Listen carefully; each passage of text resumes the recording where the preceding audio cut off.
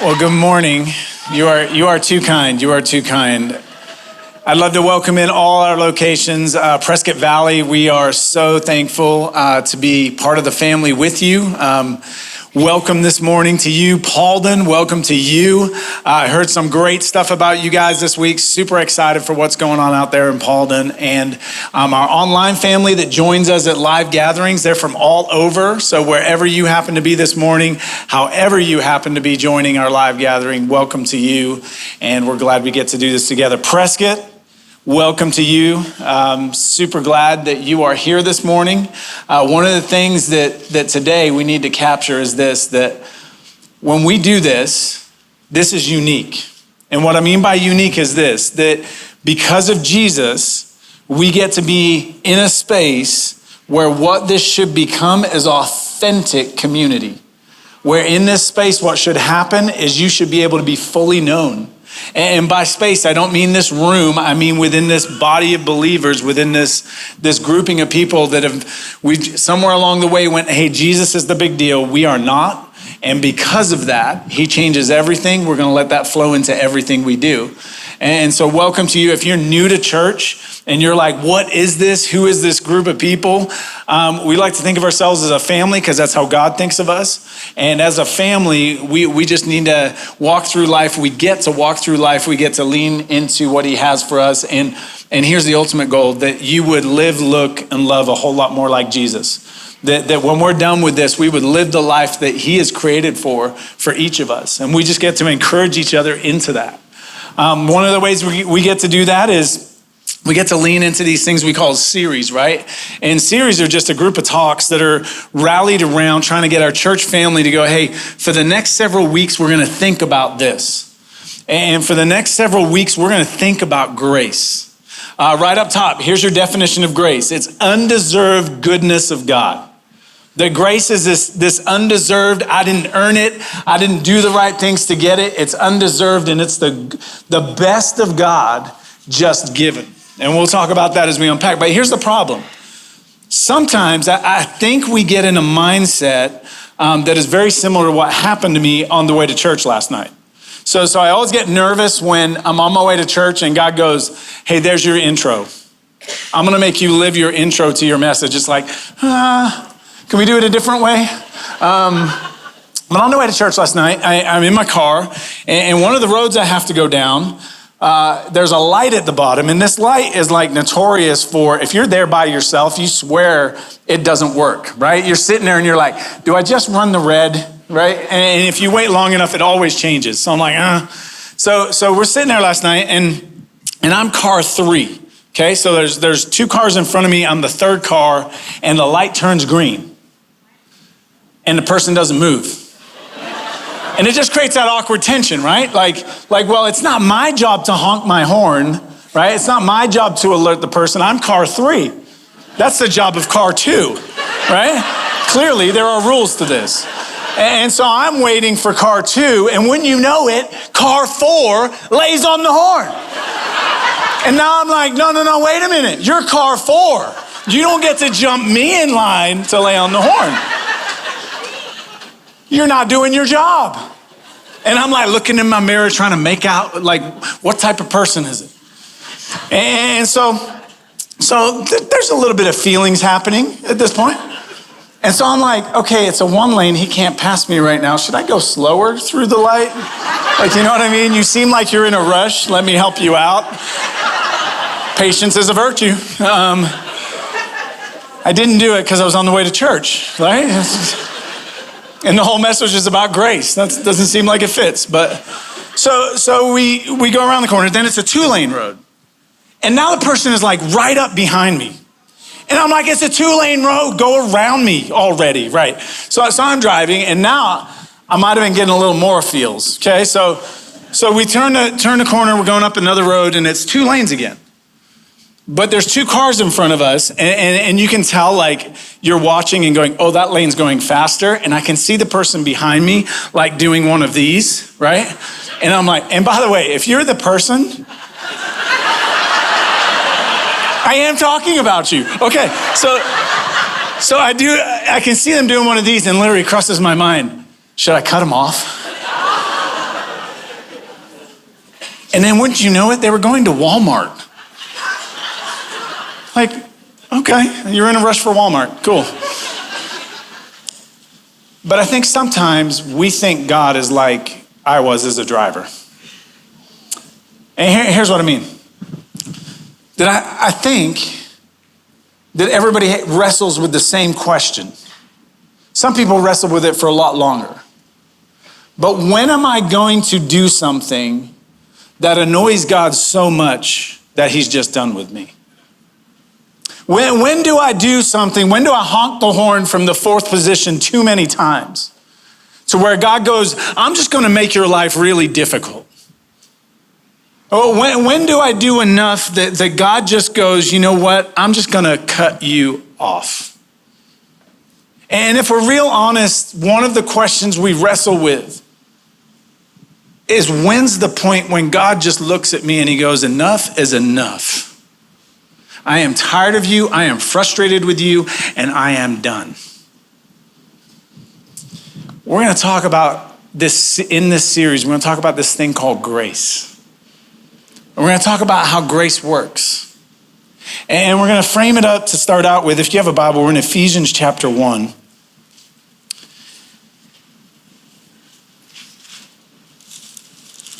Ephesians 1.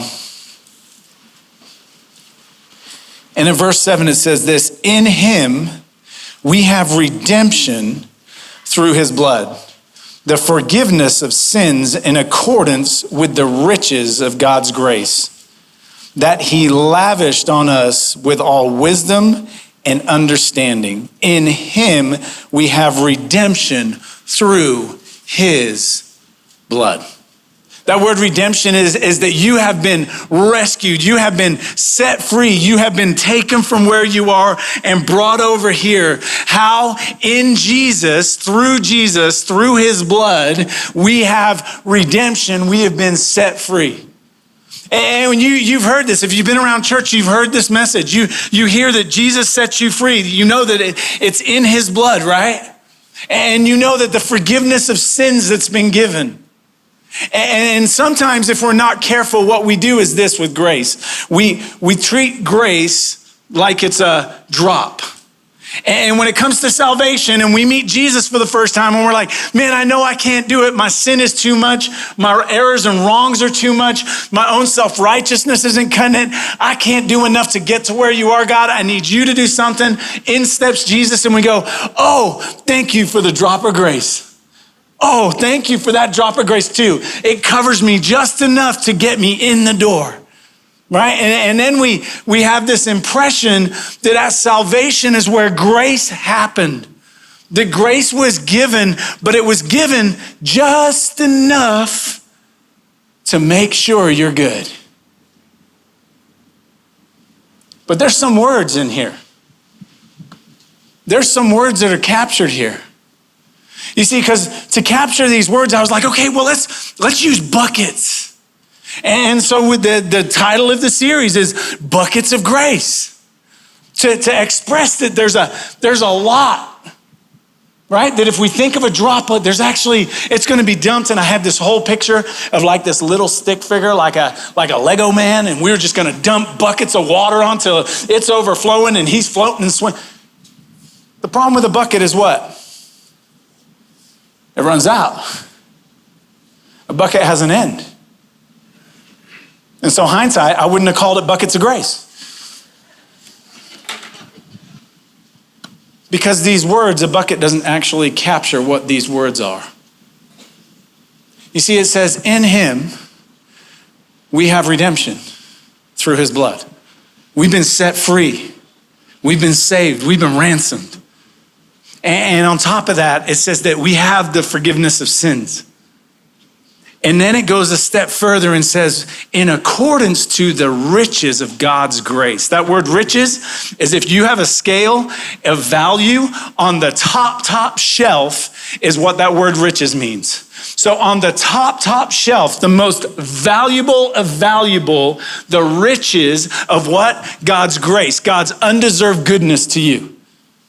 God's undeserved goodness to you, the top shelf, the best of the best, God took it, and we think, oh, he gave me a drop, I got saved, now I got to work real hard.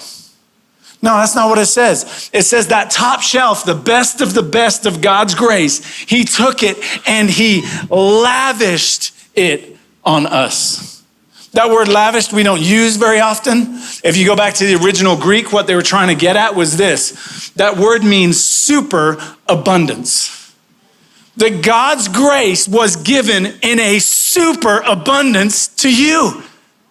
That it was lavish, that it covered you so thickly that you can't get away from it. That every part of you was engulfed in the grace of God.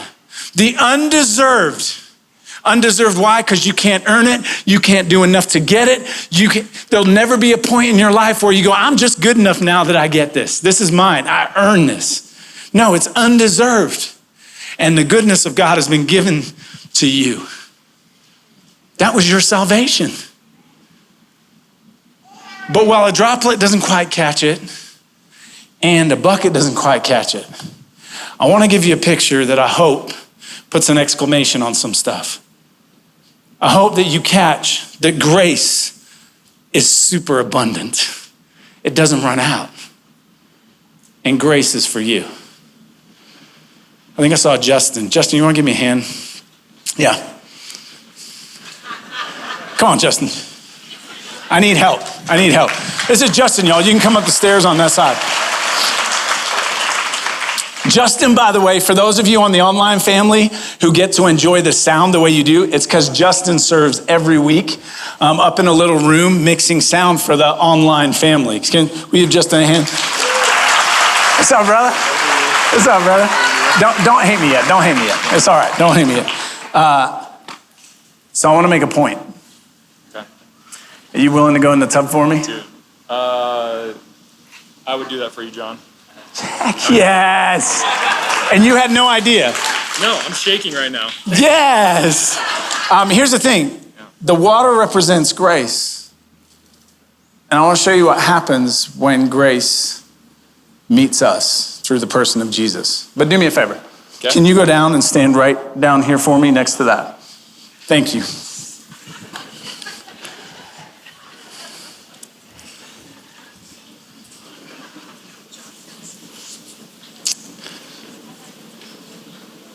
So if the water is grace, what we just learned in Ephesians is what? That the top shelf of grace, the undeserved goodness of God in its fullest form, met us in the person of Jesus. And when it met us in the person of Jesus, he didn't just give you enough to get you in the door. He gave you enough that every single piece of your life, every single piece of your soul, every single piece of who you are would be completely covered.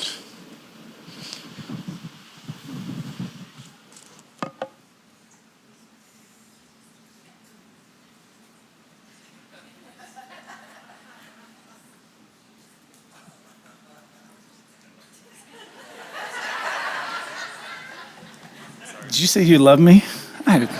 Bro, for that I'll put my shoes in the water. So here's the thing. If you walk out of here today, and what you walk out with is grace is for me. The God who created you, who knows you intimately, that God loves you so much that he would leave his throne to become human, to show up and make a way for you to have salvation. It's grace. We don't deserve it, and it's beautiful, and grace is for you.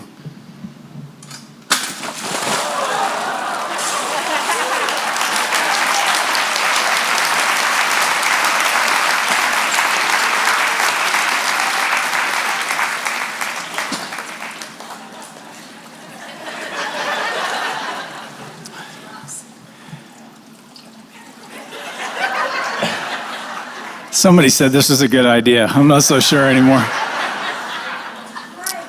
See, here's the thing, right? I bet if we took a poll of the room, y'all go, yeah, John, that was salvation.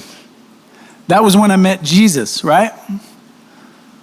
I know that when I met Jesus, I couldn't do it. I know that when I was rescued, I needed grace. But John, you don't understand. I've been a believer for 20 years now. I've been walking for 10 years. I've been walking for 5 years. I've been walking for a day. And John, I'm wondering, when will God have enough of me? I'm wondering when does God say enough's enough, because he's frustrated.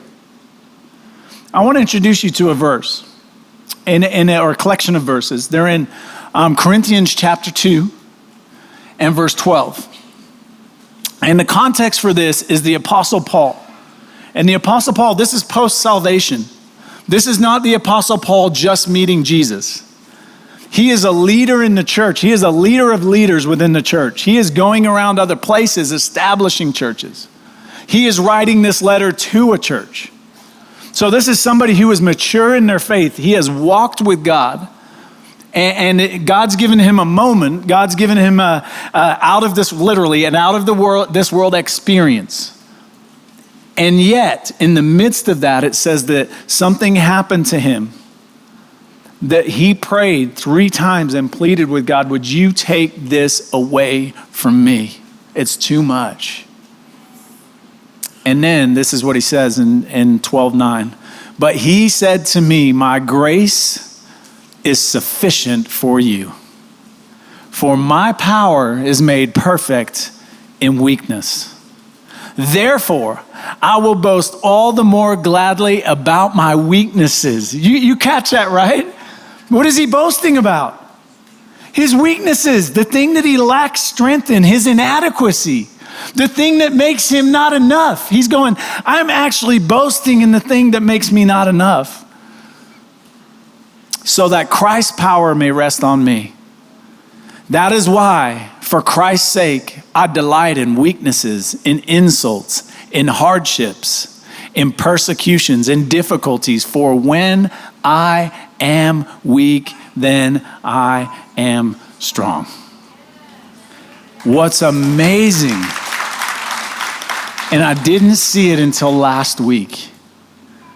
If we go back to the first verse, but he said to me, I need you to catch something. The next words are in red. If you are unfamiliar with the Bible, anytime you read a Bible and it's a version that has red letters in it, when you get to the red letters, they are the words of Jesus in quotes. Paul is telling us a quote from Jesus about Paul's life, about the weaknesses that Paul has, about his inadequacies, about his struggle, about his own feelings of I'm just not enough. He says, Jesus says to him, direct quote from Jesus to Paul that Paul then gives to us, my grace, my undeserved goodness is sufficient. You know what that word sufficient means? Enough. It's enough. That whatever you face, what Paul's saying is it's enough. For my power is made perfect in your weakness. I want you to stop for a minute, church people. Okay? Those of you that have been around the block for a while, because some of you believe that when you met Jesus, like yeah, I was under grace, but at some point I should get it. And what Paul's saying is what Jesus is telling him is, no, my grace is sufficient for you. See, something beautiful about grace, and Pastor Todd pointed this out in our sermon prep this week. Pastor Todd said that grace moves us towards authenticity. You know why? Because grace allows us to look each other in the face and go, I have weaknesses. I still get angry when I drive my car, right? I still let things work me up that shouldn't. I still do things that I shouldn't do. But what happens is somewhere along the way, we begin to believe that I've walked with Jesus long enough. I should have turned this corner. What you need to know is grace says that even though you haven't turned that corner, I am for you, I am with you, and I am enough. You can take the word grace and switch it for Jesus every time.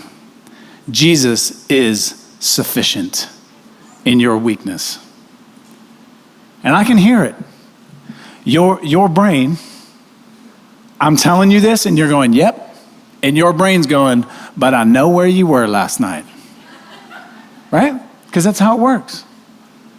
Your brain's going, but John, you don't understand. John, I'm on my third marriage. I've caused immense pain. And you're telling me that God has grace for me on my third marriage? Yes, I am. Grace is for you.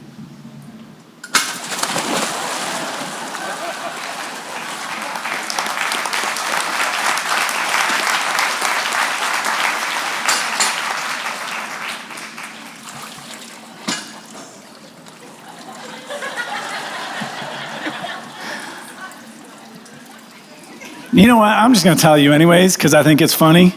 You know what holds this up so I don't fall? Vice grips welded to a pole.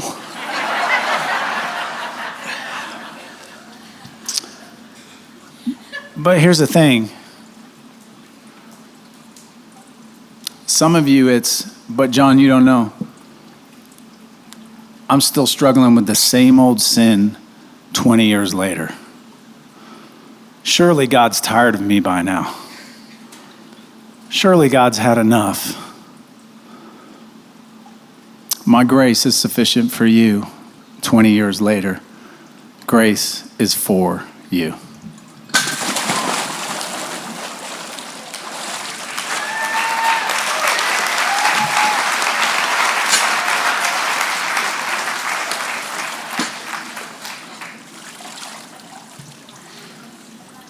You're like, we're going again.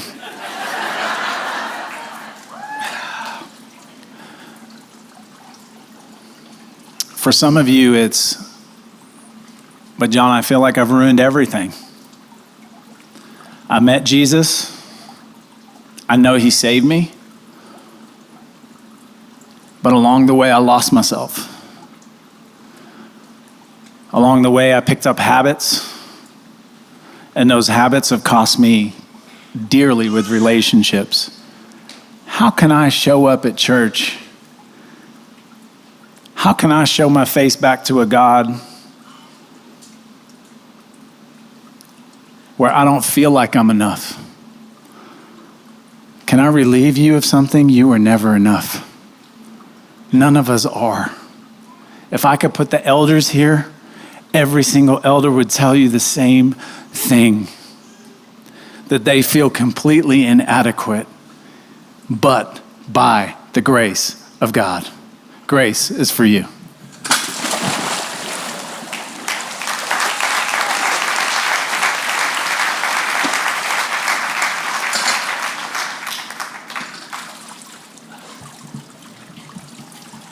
It's going to be a long 30 minutes.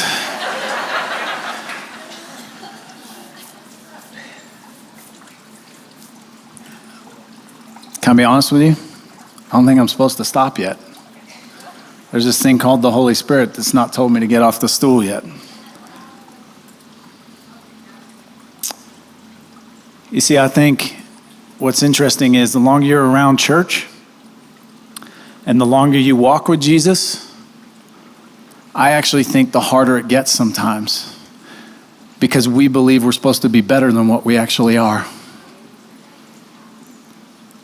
But if you go back to the day you met Jesus, that same grace that saved you is the same grace that sustained you. The same grace that we want to feel like at some point we begin to earn. You never earned it. And you can't. And so we're just going to put a giant exclamation on this. You ready? This is how we're going to do it. All locations. We didn't do this in any other service, so this is unique to all y'all. We're just going to 1, 2, 3 say grace for me, and I'll put the exclamation on it. You ready? 1, 2, 3. Grace for me.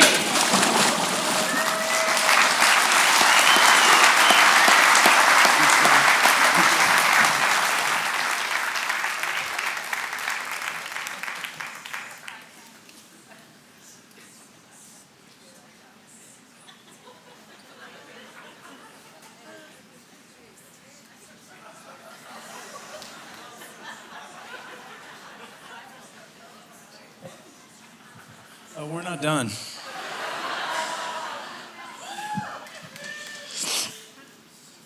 Give me a sec. I'll make sure I don't ruin the mic. Or my Bible. If you have a Bible, turn to John chapter 8.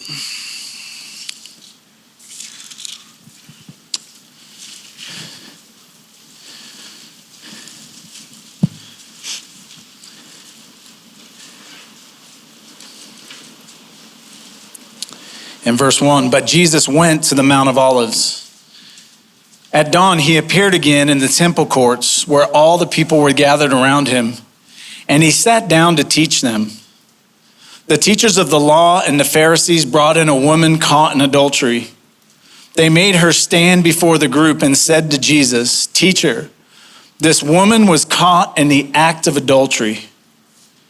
In the law, Moses commanded us to stone such a woman. Now what do you say?" They were using this question as a trap in order to have a basis for accusing him. But Jesus bent down and started to write on the ground with his finger.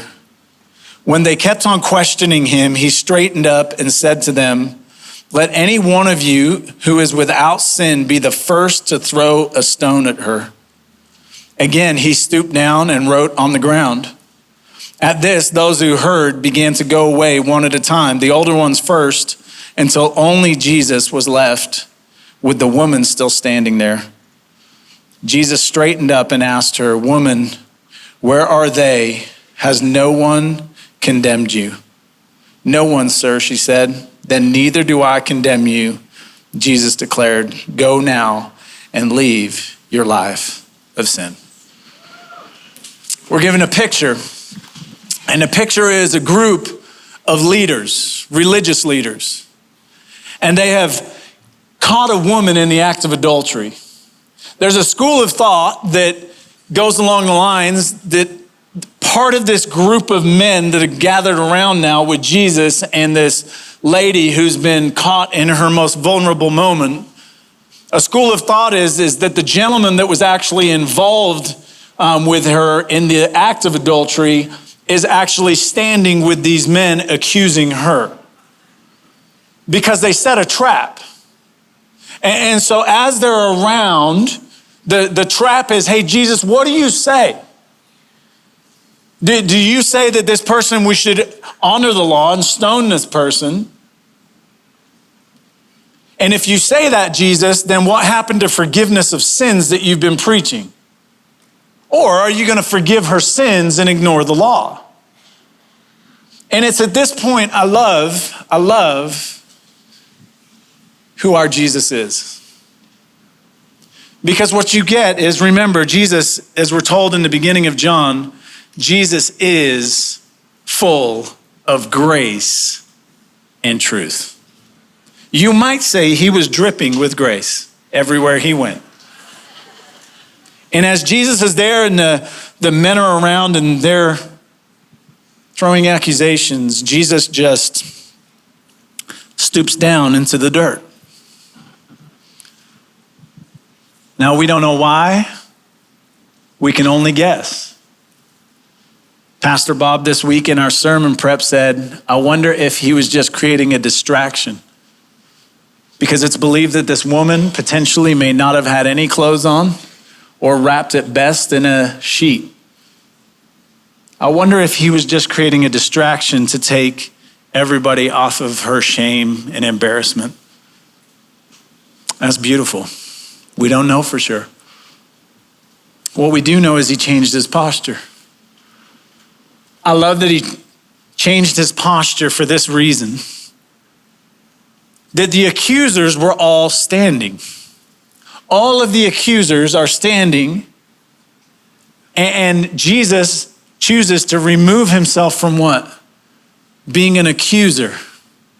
He changes his position to unalign himself with those that are declaring the law. And he gets into the dirt and he begins to write. We don't know what he writes. Some have guessed that what he wrote was the names of all of the men standing there. Some have said that maybe he wrote the sins of each one into the dirt. We don't know. But what we do know is we have a picture of an amazing God and a picture of the gospel. Because what the gospel says is that God left heaven and he came to dirt, which is where we are.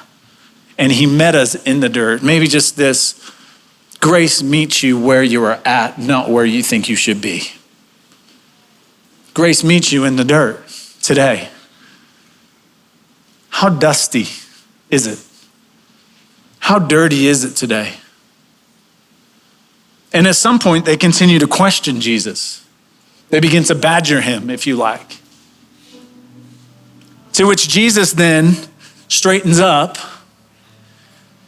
And you think he would address the woman in the situation. But instead, he turns to the men. He says, go ahead, let the first one that is without sin throw a stone. To which the oldest began to drop theirs, the rocks that they collected, to serve judgment, to carry out what the law demanded. They begin to drop their rocks and walk away. I want you to catch what grace is. Because in that moment, what they did is they admitted, I am a sinner. What they're admitting in that moment is, I have broken the law. I'm a lawbreaker. What they're admitting in that moment is, I am no better than the woman that is here that I'm accusing. You want to know what grace looks like? That God let them walk away. That Jesus lets them walk. That's grace. And then he stoops down again and he's in the dirt. I heard it said this week that one of the reasons it was oldest to youngest is because God forgives our oldest sins. And he forgives the ones you just did. That they're all covered, every one of them. And he continues to write. And then at some point, when everybody's gone and it's just him and her, Jesus straightens back up. Where are they? Has no one condemned you? Her response is, no one, sir. To which Jesus says, go and leave your life of sin. Go and sin no more. I love that grace will always lead us to freedom. Law leads us to bondage because we have to keep trying to measure up and we can't. But grace will lead you to freedom. I can hear some of you. You know who this message is the hardest for? People who think they have it all together. People who think that, man, I've got this Christianity thing, John, I'm doing pretty good. This is the hardest message for you. You know why? Because what's going through your head, and it happened in our sermon prep, is this. You're going to give people a license to live under grace, and they'll just do whatever they want. Grace doesn't work that way. In fact, in Romans, it talks about, what shall we say then? Shall we continue to sin so that grace may abound? God forbid. That's not what grace is about. But we shouldn't be on the other side either, where we're trying to bring condemnation to people, where we're trying to hold people to a standard that God isn't even holding you to. God's holding you to a standard of grace today. And what I love is Romans 8. There is now therefore no condemnation for those that are in Christ Jesus. Who the Son has set free is free indeed, completely. So when Jesus, who is the only one that condemned this woman, who could condemn this woman, looks at her and says, neither do I. It's grace. It's top shelf, baby. It's the undeserved goodness of God. And you just got a picture of what it looks like when Jesus, who was here among us, was somebody who was as guilty could be according to the law, goes, neither do I. Why? Because he knew there would be a day when he would pay for it with his life so that she could walk free. It's undeserved and it's good. So I got a question as we close. Do you need the grace of the Pharisees today? Or do you need the grace of the lady today? But somewhere in there, we all need grace. The undeserved goodness of God. Would you pray with me? God, we come before you this morning. God, thank you for loving us like you do. Thank you for this unbelievable message. This unbelievable story that we find ourselves inside of. Where a God who could condemn doesn't. Thank you. Thank you today that we've been set free. Thank you today that we have the forgiveness of our sins, though we don't deserve it. Thank you today that you are a God that would come near and would want to be around us. We don't deserve it. Thank you for being a God that reaches to the top shelf out of the riches of your grace, and you lavish, you cover us with grace. God, how could we not respond with joy and thankfulness of the goodness of God? How could we not respond to the good news that is this gospel of grace? So thank you today for rescue. Thank you for saving us. Thank you that in our weakness, your grace is sufficient for us today. Thank you that we can boast that God, where we are weak, you are strong. You, God, every single time are enough. And so thank you today. Thank you for loving us. We are just grateful people. Your goodness is overwhelming. And everybody said, amen.